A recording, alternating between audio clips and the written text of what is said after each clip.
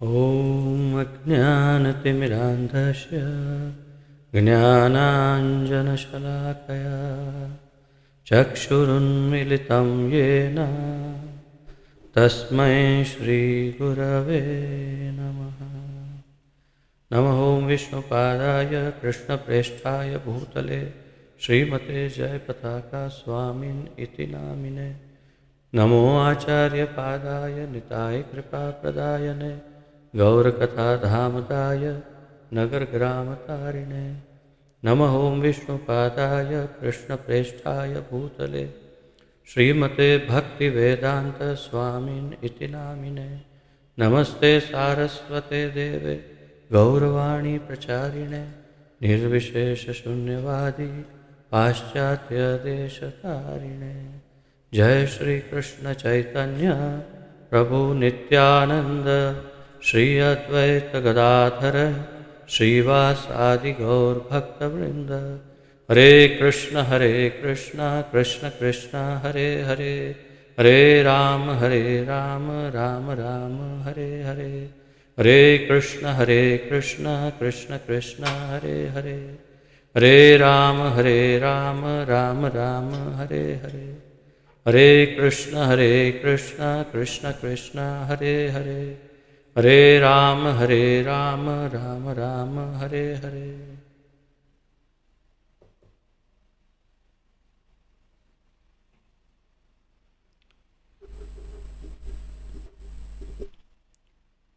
हरे कृष्णा, आप सभी का बहुत बहुत स्वागत है आज के इस अति महत्वपूर्ण सत्संग कार्यक्रम में, जिसके अंतर्गत हम सम्मिलित रूप से श्रील प्रभुपाद जी द्वारा लिखित और उनके शिष्यों द्वारा संकलित महत्वपूर्ण ग्रंथ श्री नामामृत, पवित्र नाम का अमृत, इसका अध्ययन कर रहे हैं, जिसके अंतर्गत श्रील प्रभुपाद जी ने अलग अलग शास्त्रों में, उनके ग्रंथों में, पुस्तकों में जहाँ जहाँ भगवान के पवित्र नाम का महिमा लिखा है, वो सब इस ग्रंथ में संकलित किया गया है। तो जो हमारे संप्रदाय का सबसे मूलभूत आधार और सबसे महत्वपूर्ण अंग नाम, भगवान का पवित्र नाम, इसके आधार पर ये आज का क्लास है। तो आइए, श्री हरि नाम प्रभु की जय, हरे कृष्ण महामंत्र की जय। प्रारंभ करते हैं जहाँ से पिछली बार विराम लिया था। आप लोगों को ये ध्यान में होगा कि हमने पिछली बार 4 अध्याय, प्रथम अध्याय के 4 खंडों का अध्ययन समाप्त किया और आज इससे आगे हम बढ़ने वाले हैं। तो मैं आपके साथ स्क्रीन शेयर करूंगा और आप बताइएगा कि आप स्पष्टता पूर्वक पढ़ पा रहे हैं कि नहीं।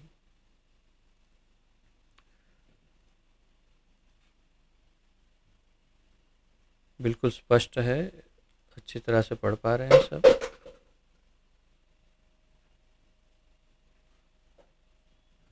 गृहस्थी में ऐसा होता है। तो आप सब पढ़ पा रहे हैं जी, ओके। तो आइए अब प्रारंभ करते हैं 5वां अध्याय, जहाँ से पिछली बार हमने विराम लिया था। बल्कि 5वां शीर्षक मैं कहूँगा, जो पहले प्रथम खंड के का 5वां शीर्षक या अध्याय। संकीर्तन यज्ञ ही इस युग के लिए एकमात्र अनुशंसित यज्ञ है।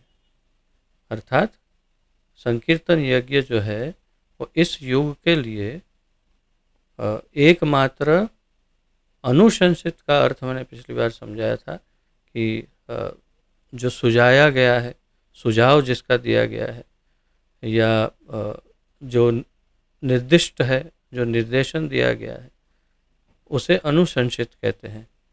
रेकमेंडेड या प्रिस्क्राइब्ड अंग्रेजी में कहते हैं। तो इस युग का एकमात्र अनुशंसित यानी कि सुझाया गया यज्ञ क्या है? संकीर्तन यज्ञ। तो अब हम इसमें अलग अलग इसके जो लघु खंड है उसको देख रहे हैं। तो ये शीर्षक है, भगवान चैतन्य ने इस कलयुग में सभी मनुष्यों के उद्धार के लिए संकीर्तन यज्ञ का प्रवर्तन किया। भगवान कृष्ण अर्जुन से कहते हैं, सृष्टि के आरंभ में समस्त प्राणियों के स्वामी ने विष्णु के लिए यज्ञों के साथ मनुष्यों और देवताओं की पीढ़ियों को भेजा और उन्हें आशीर्वाद देते हुए कहा, इस यज्ञ से तुम प्रसन्न हो जाओ, क्योंकि इसके करने से तुम्हें सभी वांछित वस्तुएं प्राप्त होंगी। तो भगवान चैतन्य ने कलयुग में संकीर्तन यज्ञ का प्रवर्तन करवाया।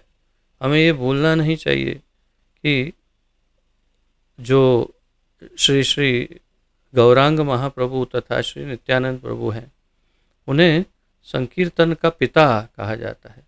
संकीर्तनैक पितरौ, जो संकीर्तन के दोनों पिता हैं। कौन?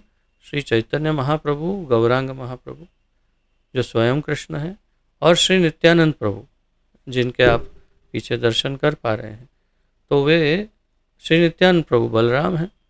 और यही संकीर्तनैक पितरौ, दोनों संकीर्तन के, संकीर्तन यज्ञ के, संकीर्तन आंदोलन के पिता हैं, जनक है। क्यों? क्योंकि उन्होंने ही इस कलयुग को इस संकीर्तन यज्ञ का रहस्य दिया, बताया, उजागर किया।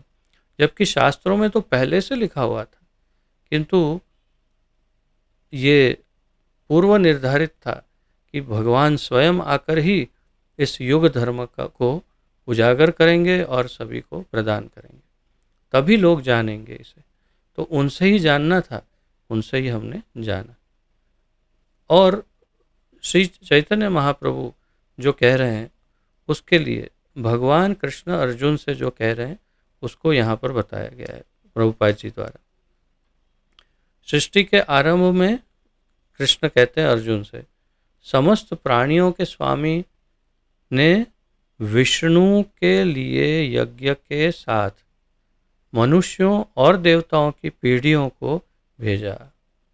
तो समस्त प्राणियों के स्वामी जो विष्णु ही है, और या तो फिर हम ये कहें कि अगर हम ब्रह्मा जी की बात करें, मान लो, तो ब्रह्मा जी ने भगवान विष्णु यानी कि यज्ञपति और सभी देवताओं को और सबको भेजा, और क्या कहा? मनुष्यों को आशीर्वाद देते हुए कहा, इस यज्ञ से, और साथ में क्या भेजा? यज्ञ और यज्ञपति दोनों को। यानी उन्होंने यज्ञपति और मनुष्य और देवता सबको भेज के कहा, इस यज्ञ से तुम प्रसन्न हो जाओ, क्योंकि इसके करने से तुम्हें वांछित वस्तुएं प्राप्त होंगी। और ये भगवान कृष्ण अर्जुन से बता रहे हैं कि ये पूर्व काल में, ये सब भगवत गीता के श्लोक ही हैं। तो क्या बताया कि पूर्व काल में ये तुमने जो कुछ भी मूल रूप से कि इस युग में तुम प्रसन्न हो जाओ, क्योंकि तुम्हें कैसे सब वस्तु मिल जाएगी?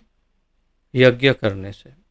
तो यज्ञ का अनुरोध किया, और किसको किसको भेजा? यज्ञपति भगवान विष्णु, यज्ञ और मनुष्य और उनको करने वाले, देवता जो भोगने वाले हैं बीच में, और मनुष्य जो यज्ञ करने वाले हैं, आहुति देने वाले हैं। यानी हम मनुष्य आहुति देते हैं, देवता उसे ग्रहण करते हैं और वे यज्ञपति को अर्पण करते हैं। यज्ञपति उसे भोगते हैं और शेष भाग जो है वो देवताओं को देते हैं, और देवता उसका फल हमें प्रदान करते हैं। तो ये पूरी डाउन टू अप और अप टू डाउन इसकी श्रृंखला है।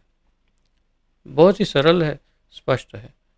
मनुष्यों से यज्ञ, यज्ञ से देवता, देवता भगवान को देते हैं, भगवान देवताओं को, देवता उसका फल हमें प्रदान करते हैं प्रसन्न होकर। तो ये श्रृंखला भगवान बता रहे हैं। भगवान ने इस भौतिक जगत की रचना बद्ध जीवों के लिए की, ताकि विष्णु की संतुष्टि के लिए यज्ञ करना सीखें, ताकि भौतिक जगत में रहते हुए बिना किसी चिंता के बहुत आराम से रह सके। तो क्या बताया कि भगवान ने इस भौतिक जगत की रचना क्यों की? ताकि बद्ध जीव के लिए, ताकि विष्णु की संतुष्टि के लिए यज्ञ करना सीखे। भगवान कृष्ण अर्जुन से कह रहे हैं कि ये सृष्टि की रचना इसलिए हुई है ताकि सभी जीव जो हैं वो यज्ञ करना सीखें और विष्णु को यानी यज्ञपति को संतुष्ट करें, ताकि भौतिक जगत में रहते हुए बिना किसी चिंता के बहुत आराम से रह सके। अब इसमें कौन सी विशेष बात है? भौतिक जगत में तो बहुत लोग आराम से रहते हैं। जी नहीं, ये संभव ही नहीं है। क्यों नहीं संभव है? क्योंकि ये दुखालय है। भगवान कृष्ण ने ही 2 बार भगवत गीता में कहा, दुखालयम अशाश्वतम अनित्यम असुखम लोकम। यानी इस पृथ्वी को कहा असुखम लोकम, इस पृथ्वी को कहा दुखालयम। तो हम दुखालय में जीते, और जो दुखालय में है वो आराम से बिना चिंता के हो ही नहीं सकते, संभव ही नहीं। चाहे कितना भी प्रयास कर ले, चाहे कितने भी आविष्कार कर ले, चाहे कितनी सुविधाएं उत्पन्न करें, चाहे कितने उपकरण प्रकट करें, चाहे कितने अस्पताल बनाए, चाहे कितनी दवाइयाँ ढूंढे, चाहे कुछ भी कर ले, लेकिन आराम से तब तक नहीं रह सकते जब तक कृष्ण यज्ञपति विष्णु को प्रसन्न नहीं करते। तो इसीलिए भगवान ने पहले ही कहा कि आप यज्ञ करो, नारायण को संतुष्ट करो और आराम से रहो, आपको यहीं रहना हो तो।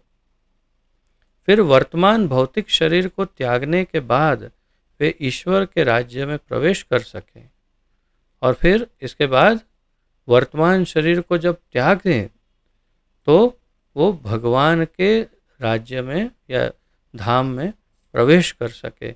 ऐसा भी इसी से होगा। किससे? यज्ञों से।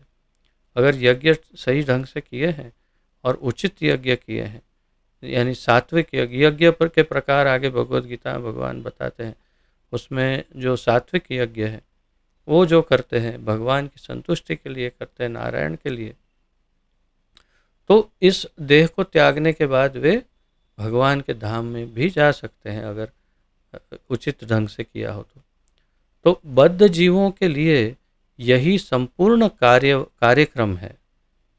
तो प्रभुपाद जी कह रहे हैं बद्ध जीवों के लिए यही संपूर्ण कार्यक्रम है, this is the complete programme.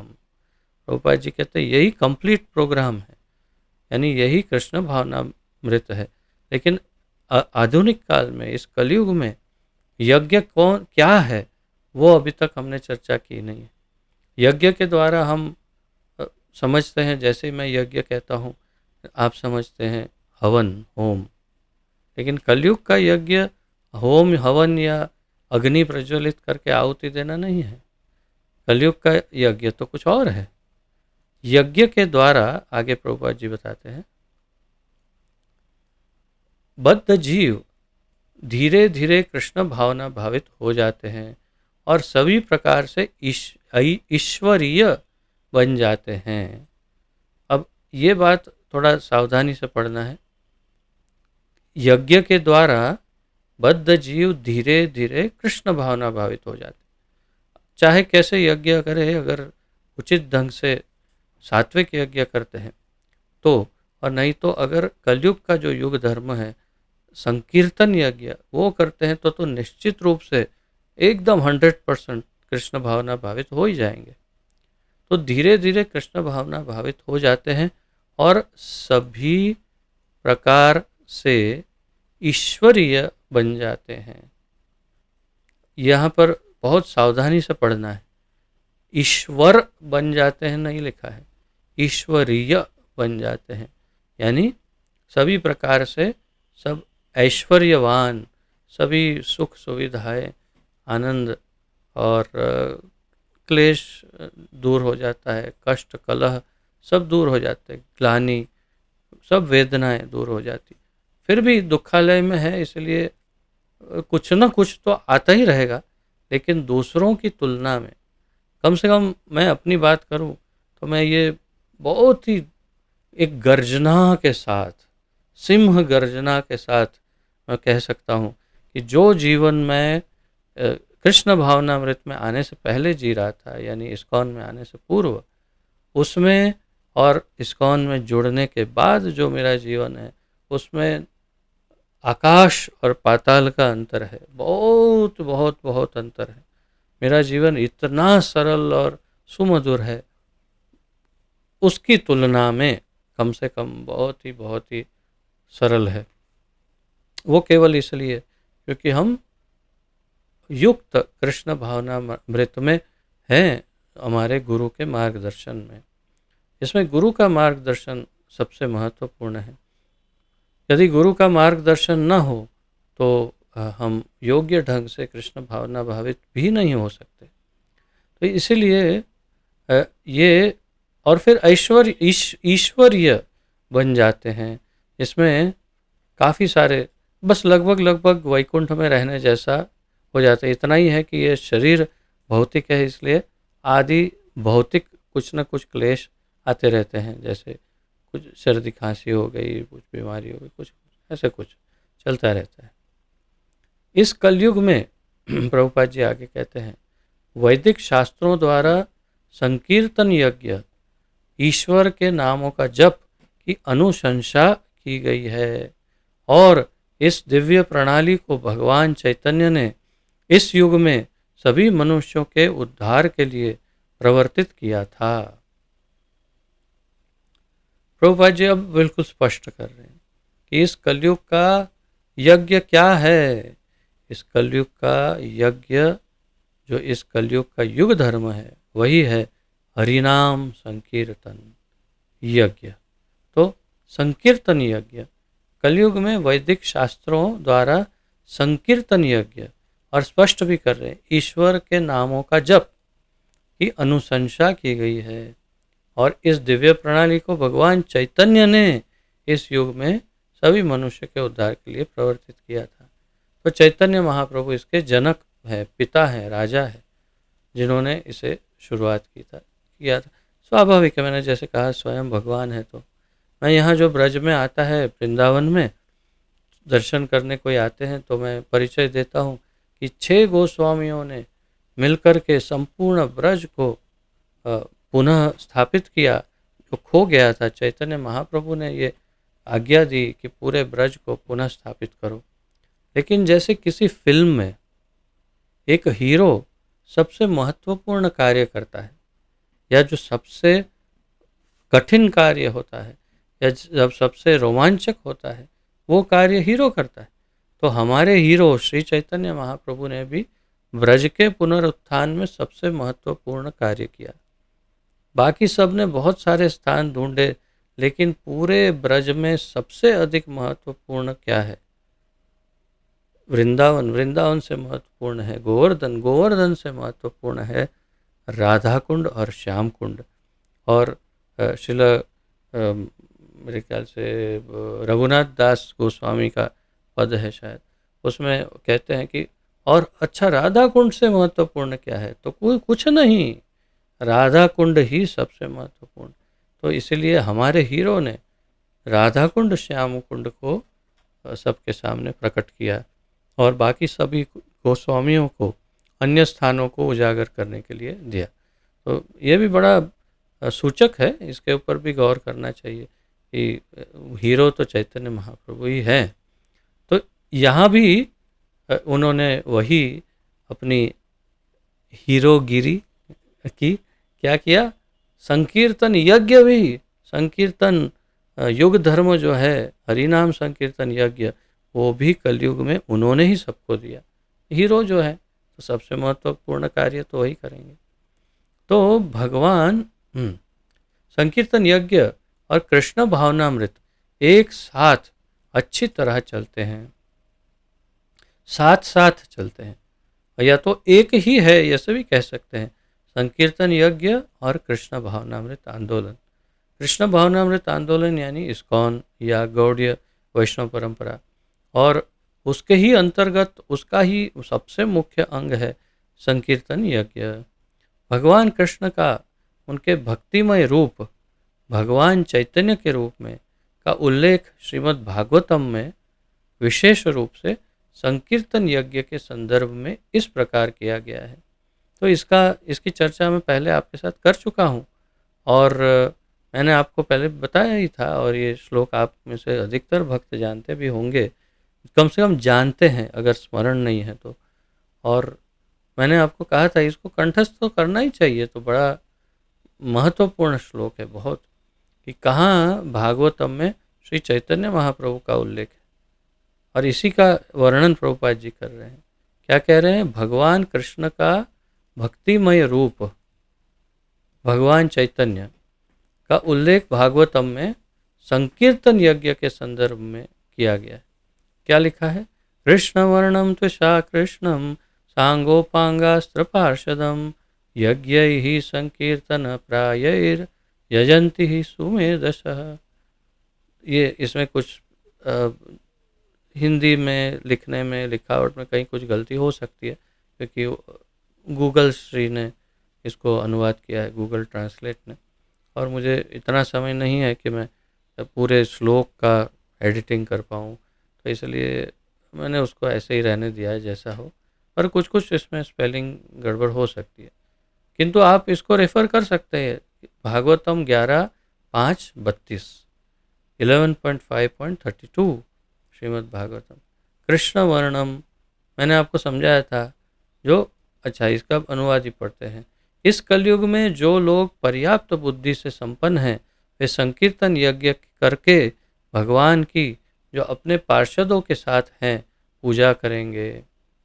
बड़ा संक्षिप्त यहाँ पर अनुवाद दिया प्रभुपाद जी ने।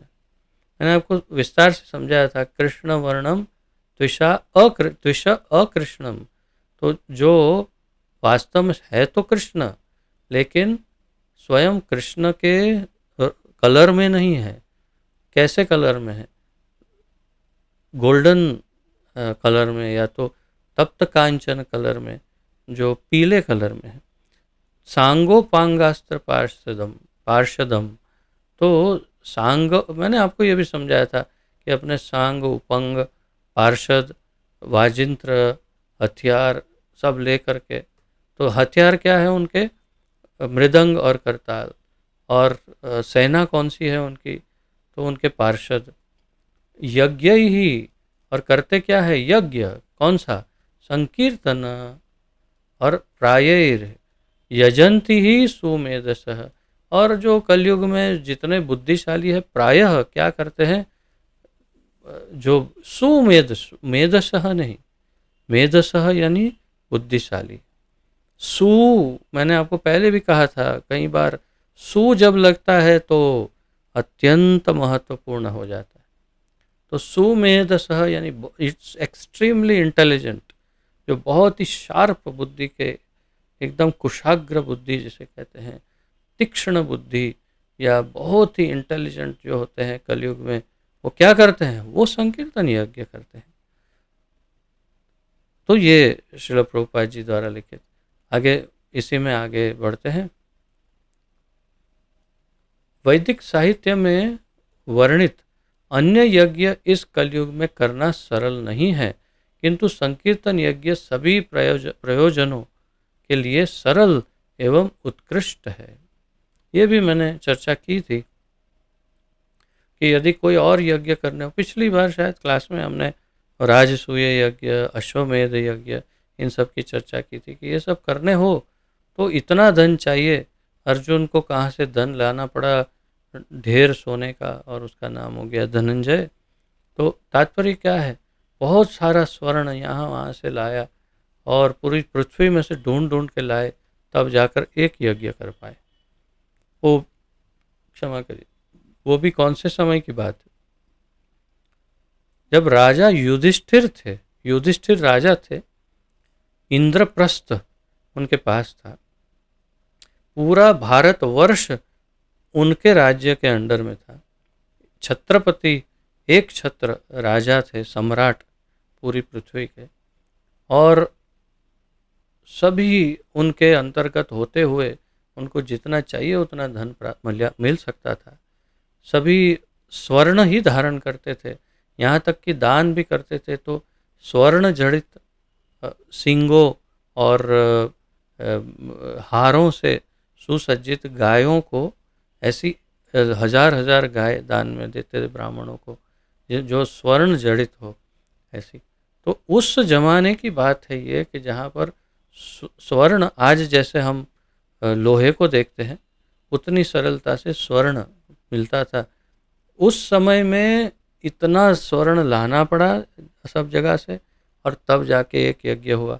अगर आज करने के लिए बोलेंगे तो बिल गेट्स और दूसरे वो क्या नाम, मस्क, क्या नाम है, भूल गया मैं, जो अभी आज का एलन एलन समथिंग, वो बहुत जो धनाढ़ है वो, और ये इन सब लोगों को बोलना पड़ेगा आप 10-10 गुना हो जाओ, आप 10 गुना हो जाओ, और 10 गुना हो जाओ यानी आपके पास जितना धन है उसको 10 गुना बढ़ा दो, उतना सब एकत्रित करो तो भी कुछ नहीं होने वाला, पूरी पृथ्वी का धन एकत्रित करो तो भी शायद एक यज्ञ नहीं कर पाएंगे। इतना धन अब नहीं है, इतना स्वर्ण अब नहीं है। तात्पर्य यह है कि कलयुग में ऐसे यज्ञ करना तो सरल नहीं। सामान्य यज्ञ हम करते हैं, ब्राह्मण उतने शुद्ध उच्चारण नहीं कर पाते, और उनके अपनी चेतना में शुद्धि नहीं, उनके नीति नियम नहीं, बस केवल एक जॉब, एक ड्यूटी, एक व्यवसाय के लिए ये कर्म कांड का कार्य करते हैं। जीवन शैली नहीं है ये उनकी। देखिए बात बड़ी महत्वपूर्ण है, ब्राह्मण की जीवन शैली ब्राह्मणत्व हो तो वो जो करे वो सिद्ध शायद हो सकता है, लेकिन जो ब्राह्मण ऐसे जीन्स में, टी शर्ट में ऐसे ऐसे घूमते हैं, बाकी सारे कार्य करते हैं, बाहर खाना खाते हैं, ये वो बहुत कुछ करते हैं, और अपनी जॉब प्रोफाइल जो है वो उन्होंने कर्मकांडी ब्राह्मण की रखी है। जब ज़रूरत पड़ती है तो धोती पहन के, वो आप देखते हैं अहमदाबाद के रास्तों में मोटरसाइकिल पर कई ब्राह्मण एकदम लाल धोती फड़फड़ फड़फड़ पर बाइक पे हो रही है और जा रहे हैं तो वो ये सब, ये काय के लिए, ये सब इट्स देयर जॉब, ये बिजनेस है उनका। तो अपने व्यवसाय के लिए जो ब्राह्मण हैं उनसे कुछ नहीं होने वाला, उनकी शुद्धि चेतना इतनी नहीं कि वे हमारा कल्याण कर सके यज्ञ करके। तो ये यज्ञ करना सरल नहीं है। धन इतना शुद्ध गाय का घी, संविधाएं इतनी शुद्ध, ये सब कहाँ से लाएंगे? तो फिर क्या? तो इसीलिए वैदिक साहित्य में वर्णित अन्य यज्ञ इस कलयुग में करना सरल नहीं, किंतु संकीर्तन यज्ञ सभी प्रयोजनों के लिए सरल एवं उत्कृष्ट, उत्कृष्ट यानी सबसे श्रेष्ठ, एकदम उत्तम है। और सरल, सरल है। अच्छा, सस्ता कितना है? सस्ते की तो कोई सीमा ही नहीं है, इतना सस्ता कि मुफ्त ही है, बस खाली होठ हिलाओ, हरे कृष्ण, बस मुंह खिलाया और हो गया संकीर्तन। तो इतना सरल, सस्ता, सुविधाजनक, कभी भी करो, कहीं भी करो, कोई नियम नहीं। तत्रार्पित न स्मरणे नियमे न स्मरणे न काल, उसका कोई नियम नहीं, कोई भी इसमें बाधा नहीं है, कोई अड़चन नहीं है, मुक्त एकदम आराम से करो। यज्ञ के लिए समय और शुद्धि और बहुत कुछ होना, इसमें कोई नियम नहीं। इतना सरल और उत्कृष्ट ये यज्ञ है, इसको करने से भी हम लोग अगर पीछे हटते हैं तो हम बुद्धिमान नहीं हैं। ये लिया गया था भगवद गीता यथारूप 3.10 के तात्पर्यों से। अब आगे अगला लघु शीर्षक देखते हैं। सभी यज्ञों में पवित्र नाम का जप सबसे सरल और शुद्धतम है। तो सभी प्रकार के जो यज्ञ हैं उन यज्ञों में सर्वश्रेष्ठ यज्ञ कौन सा है? भगवान के नाम का जप, वो शुद्धतम और सरलतम यज्ञ है। भगवान कृष्ण अर्जुन से यज्ञों में मैं पवित्र नामों का जप हूँ, यज्ञानाम जप यज्ञोस्मि, भगवान कहते हैं भगवद गीता में। क्या कह रहे हैं यहाँ पर दिया गया है 10.25, यज्ञानाम जप यज्ञोस्मि, सभी यज्ञों में मैं भगवान के पवित्र नामों का जप हूँ, मैं स्वयं, भगवान कह रहे हैं। तो इस बात पर आप बार बार चिंतन करो, बार बार विचार करो कि अगर यज्ञ यज्ञ यज्ञ करते हैं तो कुछ ऐसे समाज हैं जो केवल यज्ञों को करवाते हैं। तो हमें, हमारा उनसे निवेदन है कि आप यदि यज्ञ करवाते हैं तो जो सर्वश्रेष्ठ यज्ञ है वही करिए। सर्वश्रेष्ठ यज्ञ क्या है? जो इस कलयुग का युग धर्म भी है, और भगवान कह रहे हैं कि सभी यज्ञों में मैं स्वयं जो सबसे श्रेष्ठ यज्ञ है वो हूँ। और वो क्या है? भगवान के पवित्र नामों का जप, जप यज्ञ। तो हमें भी इसी जप यज्ञ को अपनाना चाहिए। सभी यज्ञों में हरे कृष्ण कृष्ण कृष्ण हरे हरे, हरे राम राम राम हरे हरे का जप कृष्ण का सबसे शुद्धतम प्रतिनिधित्व है। कभी कभी पशु बलि की सलाह दी जाती है, लेकिन हरे कृष्ण के यज्ञ में हिंसा का कोई प्रश्न ही नहीं उठता। यह सबसे सरल और शुद्धतम है। श्रीमद् भगवद गीता 10.25। प्रभुपाद जी समझा रहे हैं सभी यज्ञों में ये हरे कृष्ण महामंत्र जो है वो कृष्ण का सबसे शुद्धतम प्रतिनिधित्व है, भगवान का प्रतिनिधि है, यानी भगवान स्वयं है।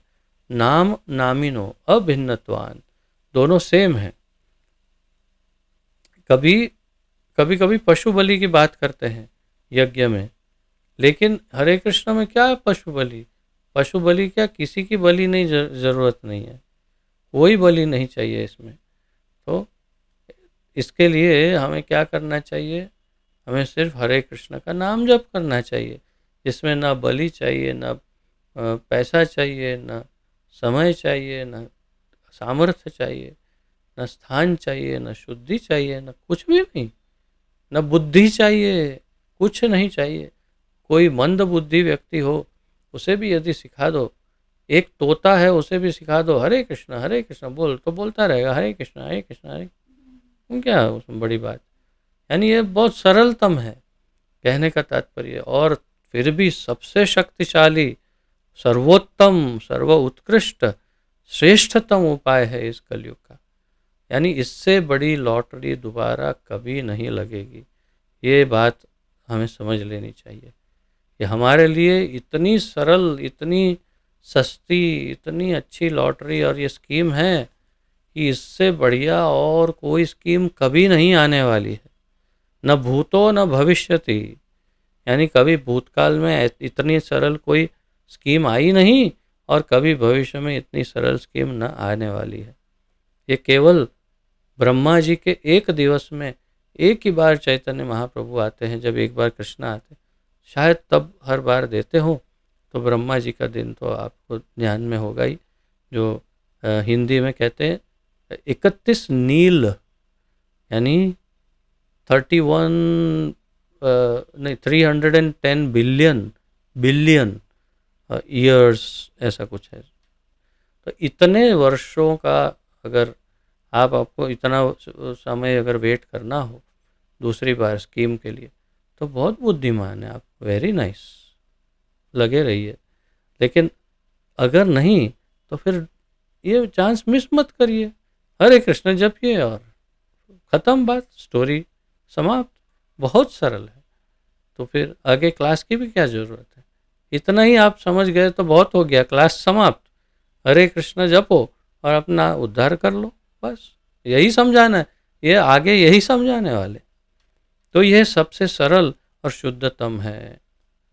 अब आगे फिर भी शायद हम, क्योंकि हम सब, कम से कम मेरी बात कर रहा हूँ, मंद बुद्धि हैं, इतने बुद्धिमान नहीं कि तुरंत समझ जाए, और एकदम से इतना बोलने पर भी, इतना पढ़ने पर भी एकदम से हरे कृष्ण ही जपने लग जाए, इतने तो हम नहीं, मैं कम से कम मैं इतना तो मैं बुद्धिमान नहीं हूँ। तो इसलिए और पढ़ते हैं। अगला शीर्षक है, कलयुग में यज्ञ का सबसे बड़ा सामान्य सूत्र संकीर्तन यज्ञ है। तो कलयुग में अगर यज्ञ का कोई सामान्य सूत्र है तो वह है संकीर्तन यज्ञ। अब देखते हैं आगे क्या कहते हैं प्रभुपाद जी। राजा परीक्षित ने कली से कहा, जब कलियुग उनके समक्ष था, जो एक बैल रूपी धर्म के पैर काट रहा था, तो उसे राजा परीक्षित और कली की जब बहस हुई तो फिर राजा परीक्षित ने कली से कहा, कली ने उनसे रहने के स्थान मांगे, याचना की। तो क्या कहते हैं राजा परीक्षित, अतः हे अधर्म के मित्र, हे अधर्म के मित्र, यानी तुम साक्षात मूर्तिमान अधर्म ही हो। हे कली, तुम ऐसे स्थान पर रहने के योग्य नहीं जहाँ विद्वान भगवान की संतुष्टि के लिए सत्य और धार्मिक सिद्धांतों के अनुसार यज्ञ करते हैं। तुम वहाँ नहीं रह सकते जहाँ पर भगवान के भक्त या विद्वान लोग जो हैं वो भगवान की संतुष्टि के लिए सत्य और धार्मिक सिद्धांतों के अनुसार यज्ञ करते हैं। यज्ञेश्वर, यज्ञ ईश्वर, ये शब्द पर ध्यान दीजिए। यज्ञेश्वर या यज्ञ के ईश्वर या भगवान यानी विष्णु या नारायण कृष्ण सभी प्रकार के यज्ञों के लाभार्थ ही हैं। तो यज्ञेश्वर भगवान किस लिए हैं? यज्ञेश्वर सभी प्रकार के यज्ञों के लाभ के लिए है। ऐसे यज्ञ अनुष्ठान शास्त्रों में विभिन्न युगों के लिए अलग अलग निर्धारित हैं और सभी युगों में अलग अलग समय पर अलग अलग जो अनुष्ठान हैं उनका उन्हें सुझाया गया है। तो ऐसे यज्ञ अनुष्ठान शास्त्रों में विभिन्न युगों के लिए अलग अलग निर्धारित हैं। दूसरे शब्द में यज्ञ का अर्थ है भगवान की सर्वोच्चता को स्वीकार करना और इस प्रकार ऐसे कर्म करना जिसमें भगवान सभी प्रकार से संतुष्ट हो सके। बहुत ही ये स्वर्णिम वाक्य है, आप इसे नोट कर सकते हैं, इसे लिख सकते हैं, ध्यान दे सकते हैं, इसका एक स्नैप ले सकते हैं। क्यों? क्योंकि दूसरे शब्दों में यज्ञ का अर्थ क्या है, इस वाक्य में प्रभुपाद जी यज्ञ का अर्थ समझा रहे हैं। यज्ञ का अर्थ क्या है? भगवान की सर्वोच्चता को स्वीकार करना। एक इसका पहला खंड क्या है? भगवान की सर्वोच्चता को स्वीकार कर। यज्ञ कौन करेगा? आप किसी विधर्मी को बुलाइए, जैसे मुस्लिम, क्रिश्चियन या कोई और धर्म के विधर्मी, अलग धर्म जो पालन करते हैं, उनको आप कहिए आप यज्ञ करिए। नहीं नहीं, हम क्यों यज्ञ करेंगे, हमारी तो पद्धति अलग है। या फिर आप किसी धर्म को न मानने वाले आधुनिक व्यक्ति को बुलाइए जो पढ़ा लिखा हो, आप यज्ञ करिए। नहीं नहीं, हम क्यों यज्ञ करेंगे। आप किसी को भी बुलाएंगे यज्ञ करने के लिए, केवल वही तैयार होंगे जो भगवान को मानते हैं, जो भगवान में मानते हैं, भगवान को मानते हैं, भगवान की सर्वोच्चता को मानते हैं। और इस प्रकार ऐसे कर्म करना जिनसे भगवान सभी प्रकार से संतुष्ट हो सके। तो दो हिस्से इसमें, इसके दो खंड। यज्ञ का अर्थ क्या है? पहला, भगवान की सर्वोच्चता को स्वीकार करना, और दूसरा, ऐसे कर्म करना जिनसे भगवान सभी प्रकार से संतुष्ट हो सके। अब बताइए, भगवान को पहले तो मानना, उनको सर्वोपरि मानना, और फिर उनको ही प्रसन्न करने के लिए सब कार्य करना, उसी को यज्ञ कहते हैं। या यज्ञ का अर्थ है ऐसे कर्म जिससे भगवान संतुष्ट हो। अब देखिए, यज्ञ का अर्थ बदल रहा है। यज्ञ शब्द का अर्थ परिवर्तित हो रहा है धीरे धीरे। एक तो सारी दुनिया अब तो ऑलमोस्ट जानते सभी, यज्ञ होम अग्नि, और नहीं नहीं, केवल उतना नहीं है। चलो हम भक्त लोग ये भी जानते संकीर्तन यज्ञ दूसरा, लेकिन यहाँ पर कर्मों को यज्ञ बताया, और यही सत्य है। भगवत गीता में भगवान यही विस्तार से बताते हैं कि कर्म ही यज्ञ है। वो कैसा कर्म है, बहुत सुंदर ढंग से भगवान ने अर्जुन को समझाया। कर्म ऐसा कर्म कि जिससे भगवान संतुष्ट हो, उसे ही यज्ञ कहते हैं। तो ये आप समझ गए, भगवान की सर्वोच्चता को स्वीकार करना, और दूसरा भगवान की प्रसन्नता के लिए कार्य करना, उसे यज्ञ कहते हैं। तो अब आप ये भी समझ चुके होंगे कि आप यदि कोई सामान्य कार्य करते हैं, कोई भी कार्य, कुछ भी, जैसे कि आप यदि भोगशाला में, पाकशाला में, यानी रसोई घर में आप कुछ भगवान की प्रसन्नता के लिए बनाते हैं, तो वो यज्ञ ही हुआ, यानी आप यज्ञ कर रहे हैं। तो आप सोचिए कि आप कहाँ कहाँ यज्ञ कर रहे हैं। हम दिन में कितने प्रकार के यज्ञ करते हैं, उसमें सबसे श्रेष्ठ है जप यज्ञ। यज्ञानाम जप यज्ञोस्मि, भगवान कहते हैं। इस कलयुग में यज्ञ का सबसे बड़ा सामान्य सूत्र संकीर्तन यज्ञ है। तो यदि यज्ञ करना ही है तो संकीर्तन यज्ञ करना चाहिए। यह उन विशेषज्ञों का मत है जो यज्ञ की प्रक्रिया का प्रचार करना जानते हैं। और ये किसका मत है? तो उन सभी बुद्धिमानों का, विशेषज्ञों, यानी जो बहुत ही विशिष्टता से, विशेष रूप से अध्ययन कर रहे हैं किसी विषय का, उसे विशेषज्ञ कहते हैं। किसी एक विषय का बहुत अध्ययन किया तो विशेषज्ञ, यानी एक्सपर्ट, अंग्रेजी में कहें एक्सपर्ट। तो किसी विशेषज्ञ का ये मत, सभी विशेषज्ञ कि यज्ञ की प्रक्रिया का जो प्रचार करना जानते हैं, उनका भी यही मत है। भगवान चैतन्य ने यज्ञ की इस पद्धति का उपदेश दिया था, और इस श्लोक से यह ज्ञात होता है कि कली के स्वरूप को दूर भगाने और मानव समाज को युग के प्रभाव का शिकार होने से बचाने के लिए संकीर्तन यज्ञ की यज्ञ विधि कहीं भी और सर्वत्र की जा सकती है। ये बड़ा सरल और सिंपल है।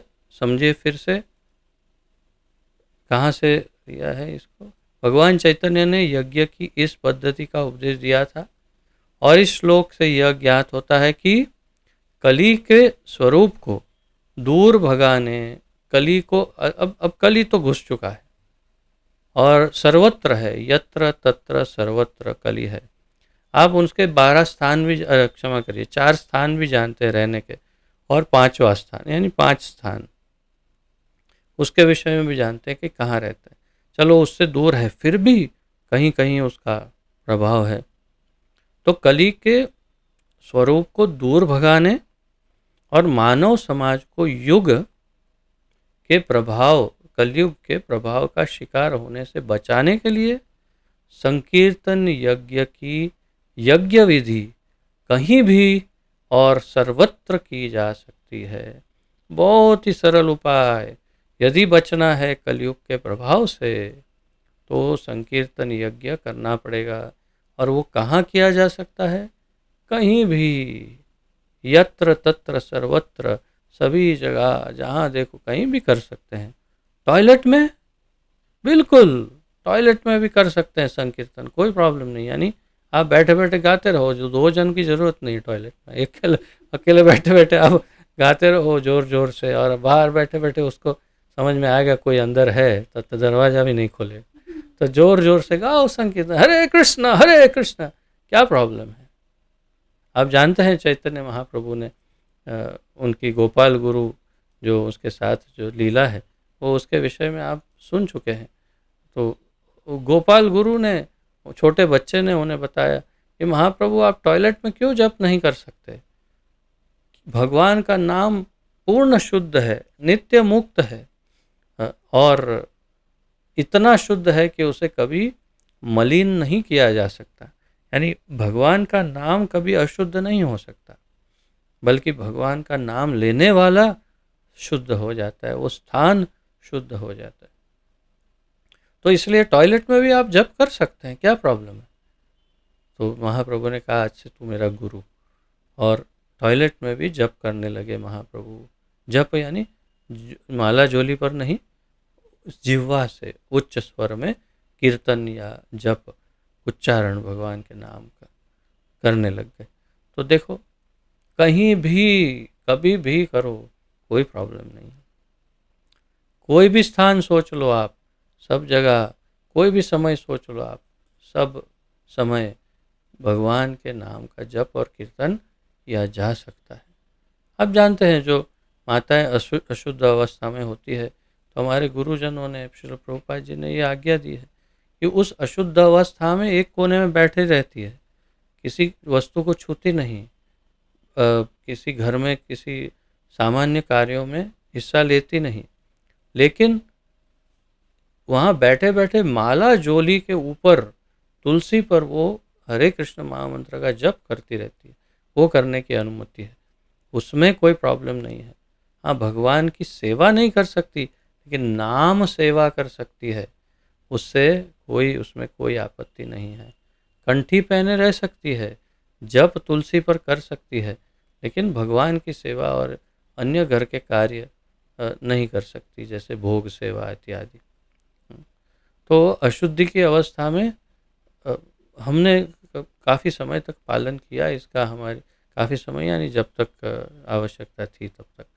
तो और इसीलिए मैं पालन करने के बाद ही इस बात का अनुमोदन करता हूँ, इस बात की पुष्टि करता हूँ कि जितना धर्म कार्य हम पालन करेंगे उतना हमारे लिए कल्याणकारी है। ये सब वैज्ञानिक भी है, और स्त्रियों की हेल्थ के लिए भी अच्छा है, प्लस शुद्धि के लिए अच्छा है, घर के वातावरण की शुद्धि के लिए भी अच्छा है। तो और वो उनको एक आराम भी मिले, रेस्टिंग पीरियड भी है माताओं के लिए 4 दिन, तो वहाँ पर वो आराम से रह सकती है, जप कर सकती है, ध्यान कर सकती है भगवान पर। बहुत सुंदर, उसमें ध्यान करने में, भगवान पर जप करने में कोई प्रतिबंध नहीं। इसलिए ये तो बहुत अच्छा है, वास्तव में सभी को इसका पालन करना चाहिए। आजकल कलयुग में तो सामान्य लोगों की तो बात ही क्या करें, आप कभी नहीं पता कर सकते कौन कैसी दशा में है, और जो भक्त हैं वो भी अच्छे से पालन नहीं कर रहे, वो बहुत ही विषम परिस्थिति है। भक्तों को बड़ा चुस्त पालन करना चाहिए, घर में यहाँ वहाँ घूमना, सब जगह छूना, ऐसा नहीं करना चाहिए, क्योंकि भगवान की जहाँ सेवा हो, ठाकुर सेवा हो, वहाँ पर शुद्धि का ध्यान रखना पड़ता है। तो हाँ, बहुत छोटे छोटे बच्चे हों यदि आपके, तब बात अलग है, तो आप कुछ मुक्ति का, स्वतंत्रता को ले सकते हैं। लेकिन जब जब बच्चे थोड़े बड़े हो चुके हैं, सब कुछ सुव्यवस्थित हो सकता, यदि संभव होता है तो आपको एक स्थान पर बैठ कर के अपना भजन ही करना चाहिए, और सब जगह यहाँ वहाँ घूम के सब छूना नहीं चाहिए।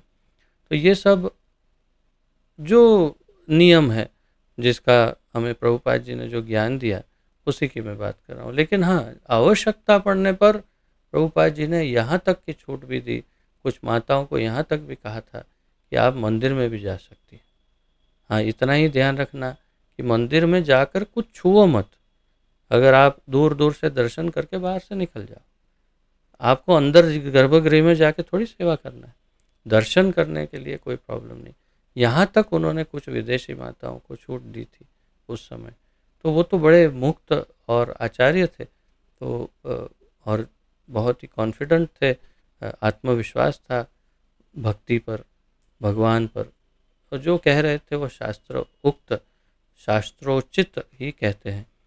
लेकिन जहाँ तक संभव हो हमें शुचि का ख्याल रखना चाहिए। अगर ना संभव हो, घर में ऐसी परिस्थिति ना हो, तो फिर स्टेप बाय स्टेप फ्लेक्सिबिलिटी, यानी स्टेप बाय स्टेप हमें स्वतंत्रता लेनी चाहिए। स्टेप बाय स्टेप, ये नहीं कि नहीं हो रहा चलो कुछ नहीं करेंगे, ऐसे नहीं। जितना हो सकता है उतना पालन करो, नहीं हो रहा कोई बात नहीं, चलो ये करते। जैसे कुछ घरों में पकाने वाला कोई है ही नहीं भोजन, तो फिर माता ही जाके भोगशाला में पकाती है और फिर उसके ऊपर आचमन डाल के शुद्ध करके उनके पतिदेव भगवान को भोग लगाते हैं।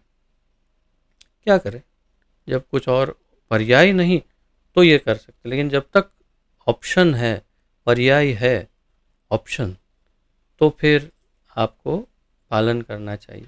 नहीं है तो बात अलग है। और अपने पतियों को ट्रेनिंग देनी चाहिए। अब मैं बोल सकता हूँ कि मुझे अभी उसकी आवश्यकता नहीं पड़ेगी इसलिए, लेकिन ट्रेनिंग देनी चाहिए कि कुकिंग करो, सीखो कुकिंग, और उन 4 दिनों में आप ही करो, हम बैठेंगे आराम से भजन करेंगे बस। तो ये जो सत्य है वही ऐसा करना चाहिए सभी को। बच्चों को ट्रेन करना चाहिए, बच्चों को सब प्रकार से ट्रेनिंग देनी चाहिए, उनको सब कुछ सिखाना चाहिए। मेरी माता ने मुझे, मैं बहुत धन्यवाद करता हूँ मेरी माता के चरणों में कि उन्होंने बहुत ही दया मुझ पर की है। मैं तो यही समझता हूँ कि मुझे सब ट्रेनिंग दी, बस केवल एक कुकिंग में मेरे समय नहीं मैच हुआ तो मैं पूरा कुकिंग नहीं सीख पाया। जब मैं दुबई में था तो मुझे फ़ोन पर उन्होंने ट्रेनिंग दी, खिचड़ी कैसे बनाते हैं, ये कैसे बनाते हैं, वो कैसे। तात्पर्य यह है कि उनकी ट्रेनिंग से मैं सारा कार्य घर का कर सकता हूँ, सब कुछ कर सकता हूँ, और जब आवश्यकता पड़ती है करता भी हूँ। तो अपने बच्चों को सब कुछ सिखाना चाहिए। ये नहीं कि बस पढ़ा रहे हैं तो डबला बन जाएगा, डबला यानी ऐसे पढ़ने वाला डबला बन जाएगा, सिर्फ चश्मा लगा के पढ़ता रहेगा, काम कुछ कर नहीं पाएगा। उसकी पत्नी उसको टॉन्ट मार मार के मार देगी। तो उससे अच्छा है उसको अभी से सिखा उससे अच्छा है आप अभी सिखाओ, उसको बचाओ, ऐसा डब्बा मत बनाओ उसको कि बेटा पढ़ तू, हाँ तुझे कोई काम करने की जरूरत नहीं, बेटा पढ़ो पढ़ो पढ़ो। नहीं नहीं, डब्बा मत बनाओ उसको, उसको सब सिखाओ। अपनी बेटियों को, बेटों को सारी ट्रेनिंग दो, तभी वो शार्प बुद्धि के होंगे, सब इंटेलिजेंस होगा उसमें। नहीं तो ऐसे बुक वर्म, कीड़े बन जाएंगे, किताबी कीड़े, कुछ नहीं आएगा, नहीं कुछ फिर जीवन में। पत्नी बोलेगी तुम्हारी माँ ने कुछ नहीं सिखाया ऐसे ऐसे ऐसे बोलेगी फिर पत्नियाँ। तो उससे अच्छा है ऐसा मत सुनवाओ बेटे को। तो तात्पर्य यह है कि संकीर्तन यज्ञ यत्र तत्र सर्वत्र, श्रीमद् भागवतम 1:17-33 से ये लिया था। अब आगे देखते हैं अगला लघु शीर्षक। कलयुग में भगवान के पवित्र नामों का सामूहिक जप ही एकमात्र फलदायी यज्ञ है। कलयुग में फलदायी यज्ञ कौन सा है? यानी बाकी के यज्ञ फल नहीं देते, नहीं, क्या फल देंगे? क्योंकि ना शुद्ध सबसे पहला मुख्य, सबसे बेसिक उच्चारण ही शुद्ध नहीं है। मैंने आपको समझाया था, वो इंद्रारी कह निकल गया मुंह से, तो मतलब इंद्र, इसमें एक मात्रा का फर्क पड़ गया। तो इंद्र जिसको मारे वो प्रकट हो, तो वृत्रासुर प्रकट हो गए। एक मात्रा का फर्क पड़ गया तो व्यक्ति अलग आ गया। तो यहाँ पर तो वो लोग यज्ञ क्या न जाने क्या करते होंगे और क्या उत्पन्न हो जाता होगा पता नहीं। हाँ कुछ तो उत्पन्न होगा ना, जब यज्ञ में डाल ही रहे तो वो एक साइड में मसाला भर के ऐसा करेगा तो उसमें से क्या उत्पन्न होगा? मसाला, तंबाकू, कहीं ना कहीं कुछ ना कुछ गुटखा उत्पन्न होगा, और क्या होगा? तो तात्पर्य है कि ऐसे यज्ञ करने का क्या लाभ है भाई? कुछ भी नहीं। तो कलयुग के में भगवान के पवित्र नामों का सामूहिक जप ही एकमात्र फलदायी यज्ञ है, उससे फल मिलेगा। अच्छा, आप कहेंगे कहना चाहिए, क्यों नहीं कहते, कहो, कहना चाहिए, पूछना चाहिए कि भगवान का नाम उच्चारण करने में शुद्धता नहीं चाहिए? बोलो, ये प्रश्न अच्छा है कि नहीं? आप में से कितने लोगों का ये प्रश्न है कि भगवान का नाम जब करना हो तो उसमें भगवान के नाम उच्चारण में शुद्धता चाहिए कि नहीं? ये प्रश्न किसको हो रहा है? किसी को हुआ कभी? नहीं, किसी को नहीं हुआ। ओके, चलो, मुझे हुआ, ऐसा मान के मैं आपको बताता हूँ। तो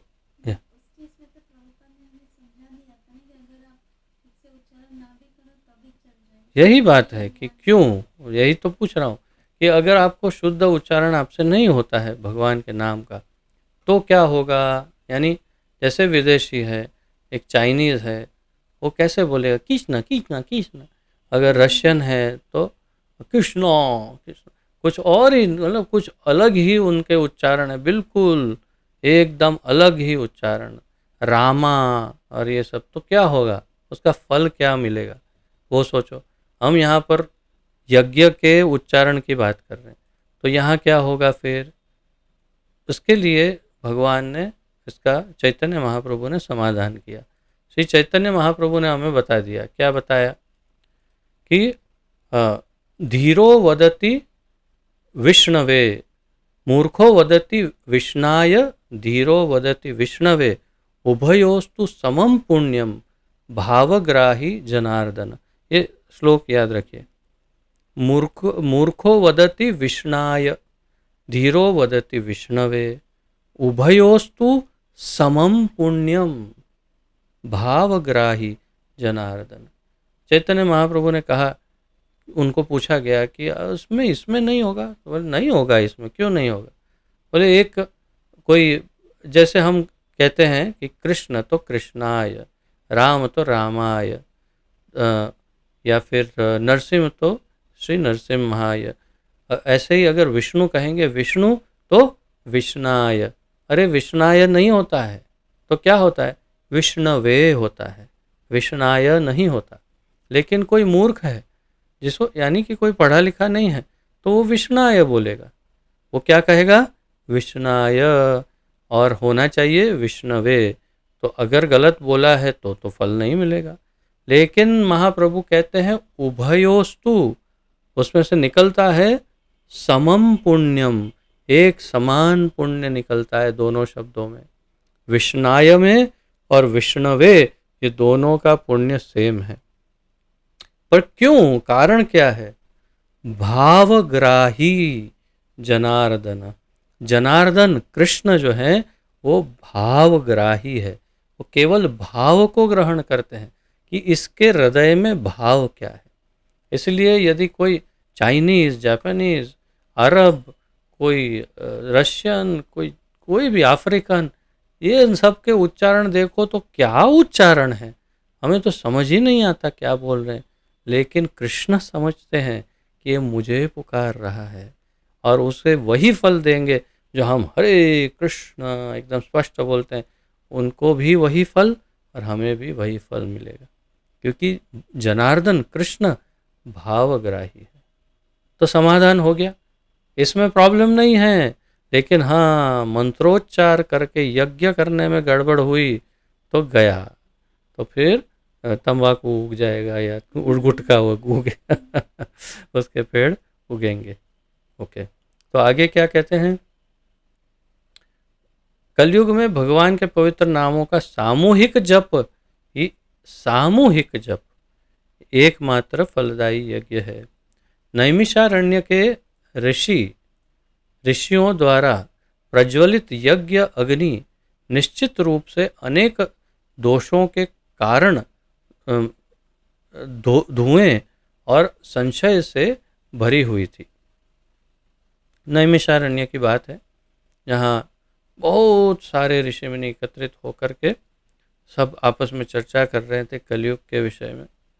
और उस समय के ऋषियों द्वारा प्रज्वलित अग्नि जो थी वो निश्चित रूप से अनेक दोषों के कारण धुएं और संशय से भरी हुई थी। ऐसा कहा जाता है कि जब कभी यज्ञ हो और बाद में एकदम धुआं धुआं हो जाए और सबकी आंखें जले, आंखें से पानी निकले, गले में खाराश हो जाए, ऐसा धुआं धुआं हो जाए, समझना चाहिए कि पूरा गया, यज्ञ गड़बड़ हो गई कुछ, ऐसा कहते हैं।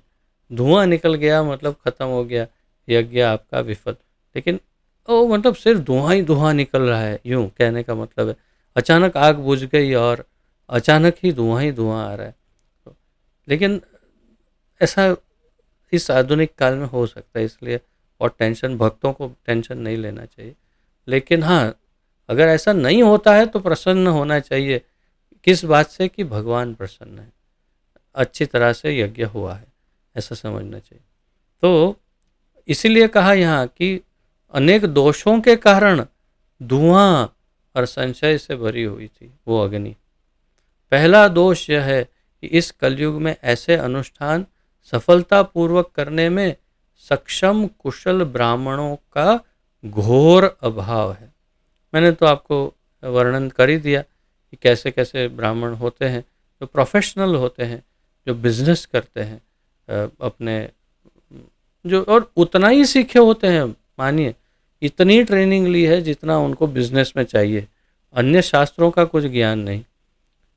ऐसे यज्ञ, अब हमारा याद है, हमारा जब अहमदाबाद में ये श्री जगन्नाथ मंदिर का के सामने जो घर के वहाँ यज्ञ करने आए थे दो ब्राह्मण, और हम जगन्नाथ लेकर गए, तो इतनी जलन हो गई उन लोगों को, और एकदम से पूछने, आप कौन से ब्राह्मण हो, कौन से कुल से हो, कौन सा गोत्र है आपका, और ये कौन सा, ये कौन सा, ये क्या कर रहे हो, ये क्या कर रहे हो। और फिर इतना उनसे रहा ही नहीं गया, हम कुछ बोले ना बोले, जवाब दे उससे पहले तो इतने एकदम से अपने आप ही क्रोधित हो गए बिना ही किसी मतलब, और हाँ व्याकुल हो गए एकदम, और क्रोधित हो गए, और स्पष्ट हो गया सबको, वाह वाह, आप लोग बिल्कुल प्रोफेशनल हो, आपके बिजनेस में आपको लग रहा है कि ये लोग अपना बिजनेस छीन लेंगे, इसलिए आप लोग एकदम धुआं पुआं होके एकदम व्याकुल हो गए।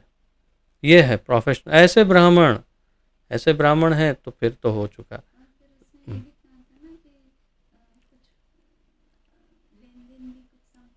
हाँ, और फिर जब लेने की बात आई तो बोले आप ऐसा करना, आप कोई भी जो भी यज्ञ हमें करवा देंगे ना, हम आपका हिस्सा आपको दे देंगे। मैं, अरे बाबा, मैं यहाँ कितने सालों से जो जो भी कर रहा हूँ, मैं किसी से कुछ भी नहीं ग्रहण करता। तो और भी ज़्यादा दुखी हो गया, और समझाने लग गया था, और फिर क्रोधित ही हो गए बाद में। लेकिन उनको मुझे अंदर से कमीशन देना था, ताकि मैं उनको कुछ यज्ञ करो। देखो यही है पूरे टोटली प्रोफेशनल बिजनेस, उसमें ब्राह्मणत्व वाली कोई बात नहीं। और लोग भी इतने मूर्ख हैं कि ऐसे ही लोगों को ले आते हैं और अपने वहाँ यज्ञ कराते। क्या होगा उसका? क्या कोई फल मिल सकता है? कोई संभावना है? शास्त्र तो इसका समर्थन नहीं करते, संभव ही नहीं है। ऐसे यज्ञों में कोई भी विसंगति पूरे यज्ञ को बिगाड़ देती है और परिणाम अनिश्चित होता है। जैसे कृषि कार्य, तो कृषि कार्य जैसे आप फार्मिंग, यानी कोई खेती बाड़ी करते हैं, तो आप में से काफ़ी भक्त जानते हैं, खेती बाड़ी जानते हैं, उसमें यदि कोई थोड़ा सा इधर का उधर हो गया, कोई ऐसी गलती हो गई, पानी ज़्यादा डाल दिया, या तो पानी देने में देर हो गई, या बीज थोड़े ज़्यादा नज़दीक बो दिए, या बहुत दूर दूर हो गए, या कोई ऐसे कुछ भी, तो उस एक गलती के कारण पूरा आपकी खेती बाड़ी बर्बाद, पूरा का पूरी पूरी मेहनत बर्बाद। उसी प्रकार यज्ञ में भी कोई एक गलती, जैसे वो एक गलती इंद्रारी, उसमें एक शब्द के मात्रा में जो गलती हो गई, और उसके कारण पूरा यज्ञ बिगड़ गया, और जो करना था उससे विपरीत कुछ और ही हो गया। परिणाम तो आया लेकिन विपरीत आया। तो ऐसा इसमें भी हो सकता है। धान की जुताई का अच्छा परिणाम दैवीय वर्षा पर निर्भर करता है, और इसीलिए परिणाम अनिश्चित होता है। इसी प्रकार इस कलयुग में किसी भी प्रकार के यज्ञ का प्रदर्शन भी अनिश्चित है।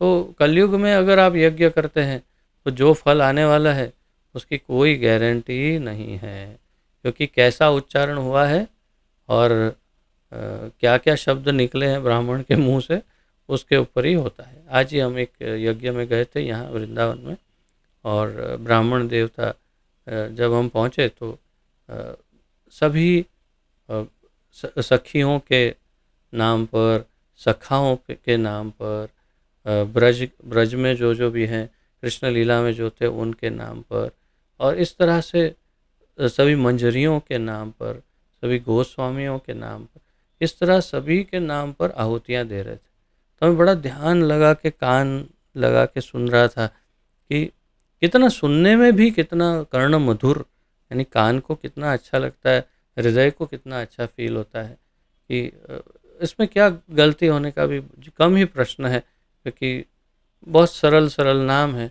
तो सब नाम पढ़ रहे हैं एक एक, ये सखा इसके लिए स्वाहा, इसकी आहुति स्वाहा, फिर सभी के लिए दे रहे थे। तो तात्पर्य यह है कि अगर कोई विद्वान ब्राह्मण है, ट्रेंड ब्राह्मण है, तब तो ठीक है। अगर इतना ज़्यादा ज्ञान नहीं तो फिर क्या लाभ होने वाला है। लेकिन भाव का जरूर फायदा होगा। यदि उस समय पीछे बैकग्राउंड में हरि नाम संकीर्तन चल रहा होगा, हरे कृष्ण महामंत्र का कीर्तन चल रहा होगा, और प्रेम से, हृदय से, भाव से भक्त गा रहे होंगे, तो अवश्य ही भगवान प्रसन्न हो जाएंगे। यज्ञपति अवश्य प्रसन्न होकर आशीर्वाद देंगे। वो ब्राह्मण के लिए नहीं, यज्ञ संकीर्तन यज्ञ के लिए। तो कलयुग के बेईमान लोग, देखिए प्रभुपाद जी का बिल्कुल एकदम स्पष्ट वक्ता है प्रभुपाद जी, निडर, अभय, निर्भय बिल्कुल। तो क्या कह रहे हैं, कलयुग के बेईमान लोभी ब्राह्मण निर्दोष जनता को इस अनिश्चित यज्ञ प्रदर्शन के लिए प्रेरित करते हैं। बिना यह शास्त्रीय आदेश बताए बिना यह शास्त्रीय आदेश बताए कि कलयुग में भगवान के पवित्र नाम के सामूहिक जप के अलावा कोई भी फलदायी यज्ञ नहीं है। तो पहले वो तो जाने। प्रभुपाद जी कह रहे हैं कि अब बताते नहीं हमें, लेकिन पहले उनको तो पता हो, वही खुद जानना नहीं चाहते, और अगर जानते हैं तो किसी को बताते नहीं। क्या बोलते हैं, चलो चलो यज्ञ करेंगे अच्छा वाला, और फिर दक्षिणा जरा मोटी देना, ऐसा। तो कलयुग के बेईमान लोभी ब्राह्मण निर्दोष जनता को ये अनिश्चित यज्ञ प्रदर्शन के लिए प्रेरित करते हैं।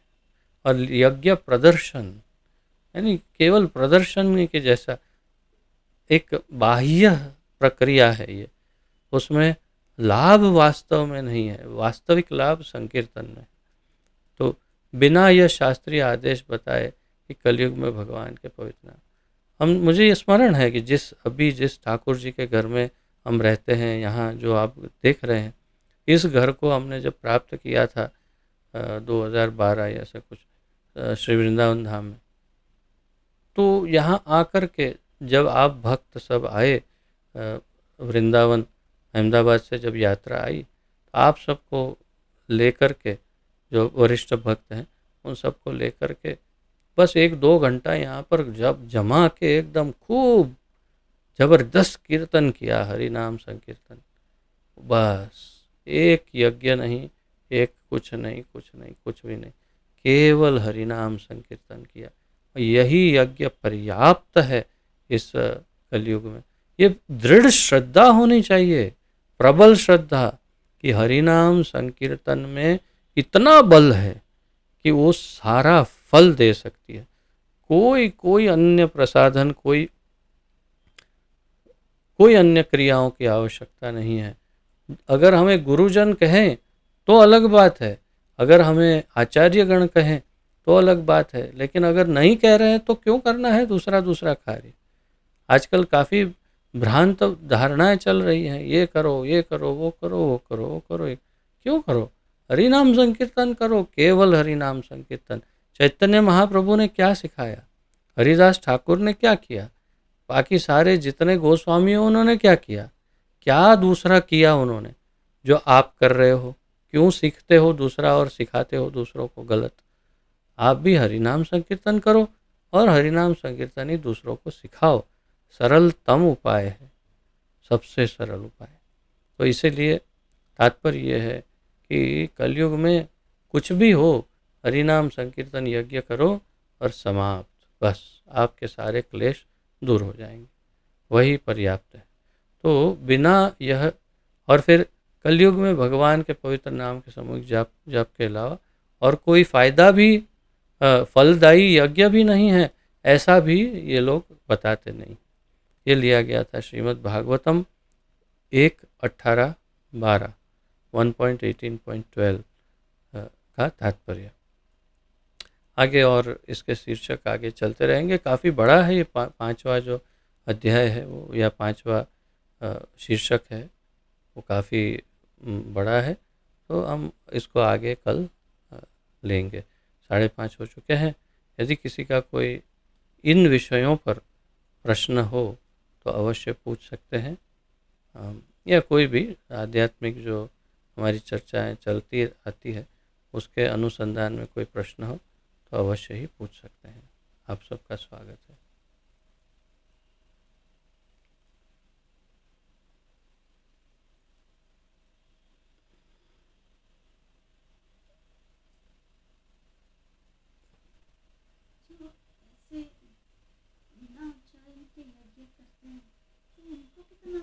बिना उच्चारण के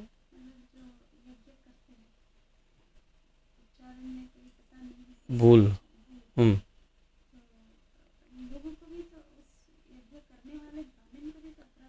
हाँ, लीलामृता लक्ष्मी देवी दासी का ये प्रश्न है कि जो अपराध युक्त तो उच्चारण करते हुए, या तो फिर अशुद्ध जिसे कहें अशुद्ध उच्चारण करते हुए जो जप करते हैं, क्या उनको अपराध लगता है? निश्चित रूप से, बिना किसी संशय के निश्चय ही उन्हें भी अपराध तो लगेगा ही, उसका विपरीत फल उनको मिलेगा ही। उनके जीवन में खलबली मच जाएगी।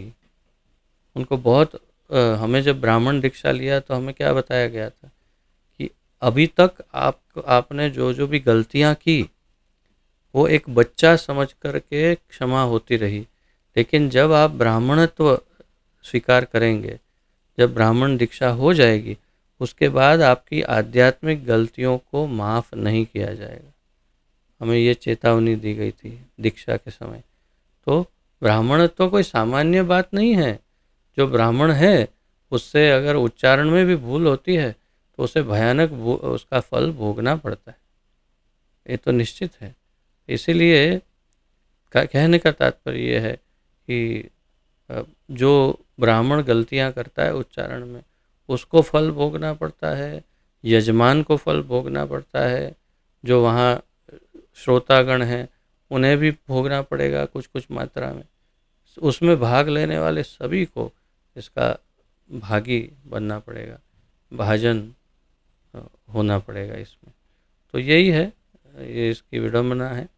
पर कौन कैसे हो इसको क्या कैसे हम सुधार सकते हैं? संभव ही नहीं है, क्योंकि ये तो एक पूरा बिजनेस बना है। और हिंदुस्तान में, भारत में, कहने का तात्पर्य भारत के अंदर ये तो बहुत ही सुंदर बिजनेस है ना, क्योंकि सबको शादी करनी है, एक तो ब्राह्मण चाहिए ही।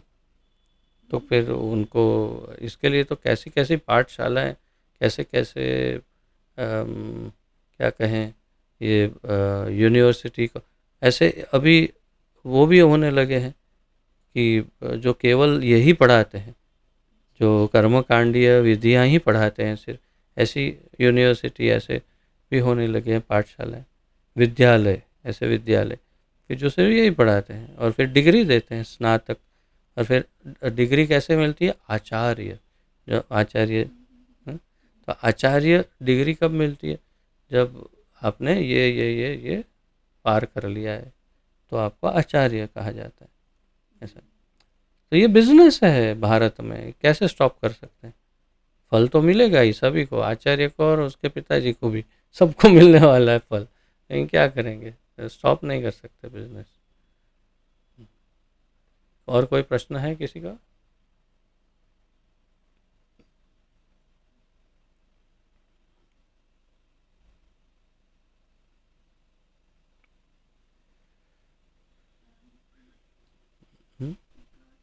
हम्म। जब हम यज्ञ संकीर्तन यज्ञ करते हैं तो हमारे ही इसमें अलग अलग यज्ञ करते हैं। तो जैसे नरसिंह यज्ञ होता है या अलग हम्म। अलग प्रकार के यज्ञ होते हैं, तो वो और ये यज्ञ सेम ही माना जाता है। मतलब कैसे सेम? हरिनाम संकीर्तन यज्ञ ओह अच्छा। और वो अम, दूसरे भी भगवान का नाम। इनका प्रश्न है कि जो हम हरिनाम संकीर्तन यज्ञ करते हैं वो, उसमें और जो नरसिम्हा मंत्र भगवान नरसिम्हा देव का यज्ञ करते हैं, या जैसे सुदर्शन यज्ञ करते हैं, या कोई ऐसे यज्ञ जो हमारे वैष्णव सिद्धांत के अनुसार है, ऐसे हम अन्य जो यज्ञ करते हैं, तो ये यज्ञ और संकीर्तन यज्ञ का क्या सेम फल है, या तो फिर उन्हें एक समान माना जा एक सकता है? समान माना तो सामान्य बुद्धि से अगर हम सोचे तो आपको क्या लगता है? वैसे तो एक समान ही है, अच्छा, आपको लगता है ये एक समान ही है। क्योंकि आफ्टर विष्णु और इसका भगवान है। उत्तर कौन देना चाहेगा? ये एक समान है या अलग अलग होगा? आपको क्या लगता है, कौन देना चाहेगा इसका उत्तर?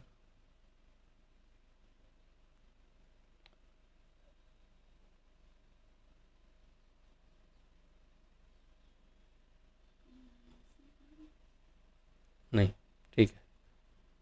हरे कृष्ण महामंत्र जो है वो महामंत्र है, और कलयुग का युग धर्म मंत्र जो हमें शास्त्रों में इंगित किया गया है, कली संतरण उपनिषद में, वो मंत्र है हरे कृष्ण महामंत्र।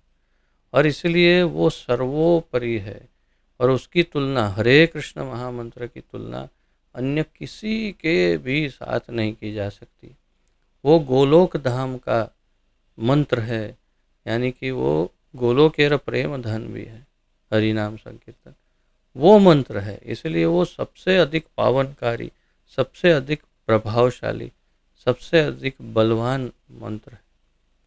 और इसलिए अन्य सभी जितने यज्ञ हैं उसमें भगवान कृष्ण के, हरि के, विष्णु के, नारायण के नामों का उपयोग तो है, किंतु हरे कृष्ण महामंत्र का जो पंक्तिबद्ध किया हुआ ये जो मंत्र है, वो क्रम उसमें नहीं है, और इसलिए मीनिंग भी वो नहीं है। जैसे प्रभुपाद जी ने हमें मीनिंग समझाया हरे कृष्ण का, कि हरे कृष्ण महामंत्र का अर्थ है, हे माता राधा, आप कृपया मुझे मेरे पिता कृष्ण से मिलवाइए। और वो भी एक बच्चे की रुदन की तरह, ऐसे दोनों हाथ ऊपर करके जैसे रोता है बच्चा, माँ माँ, ऐसे ऐसे ऐसा रुदन जैसे होता है, ऐसे रुदन की तरह वो अ, आक्रोश, रुदन और दुख के साथ, वेदना के साथ माता को बोलता है। तो ये भाव उनमें नहीं आएगा। इसीलिए हरे कृष्ण महामंत्र जो है उसको उसकी सर्वोपरिता हमेशा ही रहेगी, और किसी का भी तुलना अन्य उनके साथ नहीं हो सकता। जैसे कृष्ण और राम और विष्णु,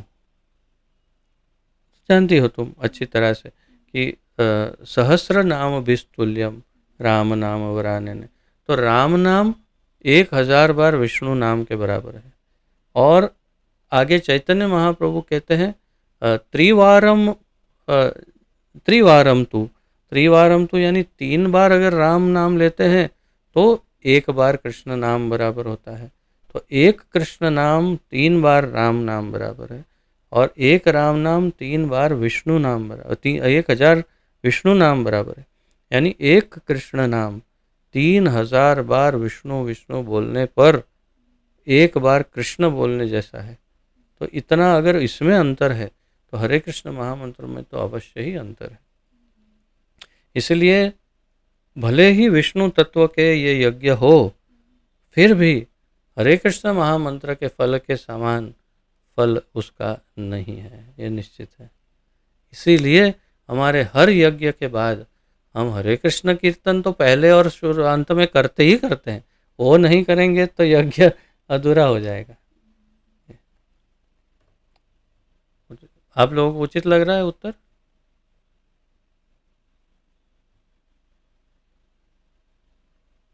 नहीं, पूरा नहीं, पूरी तरह नहीं। समुद्रश्री प्रभु को लग रहा है, ओके, गिरिधारी प्रभु को लग रहा है, चलो मनमोहिनी माता जी को लग रहा है, ठीक है। कुछ कुछ भक्त जो जागृत होकर सुन रहे हैं उन्हें लग रहा है, जो सुषुप्त अवस्था में सुन रहे हैं वो तो बेचारे जवाब कैसे देंगे। तो ठीक है, ठीक है। यहाँ पर फिर और कोई प्रश्न ना हो तो विराम लेंगे। कोई है प्रश्न और अन्य? नहीं, ओके, तो यहाँ विराम लेते हैं। पतित पावन जगत गुरु श्रील प्रभुपाद की जय। पतित पावन गुरु महाराज की जय। कलयुग पावन हरिनाम संकीर्तन यज्ञ की जय। युग धर्म हरिनाम संकीर्तन की जय। हरे कृष्ण महामंत्र की जय। हरि नाम प्रभु श्री हरि नाम प्रभु की जय। निताय गौर प्रेमानंदे हरि हरि बोल। हरे कृष्ण कृष्ण कृष्ण हरे हरे, हरे राम राम राम हरे हरे। आप सबका बहुत बहुत धन्यवाद। वाञ्छाकल्पतरुभ्यश्च कृपा सिन्धुभ्य एव च पतितानां पावनेभ्यो वैष्णवेभ्यो नमो नमः। आप सबके चरणों में दंडवत प्रणाम। सबका बहुत बहुत धन्यवाद। हरे कृष्ण। और कहीं जाइएगा मत, अभी हम गुरुदेव के लिए प्रार्थना सभा आयोजित कर रहे हैं। लेकिन ये कहने के बाद मैं थोड़ा चला जाऊंगा, क्योंकि आज हम पूरा, मैंने जैसे बताया, हम एक प्रोग्राम से आए तो थोड़ा फ्रेश होऊंगा, इसलिए आप लोग कंटिन्यू कीजिए। और कल फिर 4 बजे सम्मिलित होंगे। जो नहीं आ रहे हैं उनको लेके आओ इसमें कार्यक्रम में, कि भाई सुनो, हरिनाम का महत्व सुनो। जो जो जिनको भी हम जानते हैं उनको बुलाओ और इसमें लेके आओ। हरे कृष्ण, धन्यवाद। ये बहुत अच्छा मौका है, ये बल्कि एकमात्र मौका है जिसमें मैं बस हरि नाम के विषय में बोलता रहूँगा और आप लोग सुनते रहेंगे। जी, तो बता रही है कि जो हम वैसे नहीं समझ सकते या समझने का प्रयास कर सकते, ये एक अच्छा मौका है कि जहाँ पर हम आपस में चर्चा करके समझ पा रहे हैं कि हरि नाम कितना महत्वपूर्ण है। इसके गहराई में गोता लगा रहे हैं हम हरि नाम प्रभु के महत्व में, है ना। तो आप अवश्य सबको जोड़िए और खुद भी अवश्य हमेशा रहिएगा साथ में। आप सबका बहुत धन्यवाद। हरे कृष्ण। मैं फिर फेसबुक यहाँ पर एंड करता हूँ सेशन।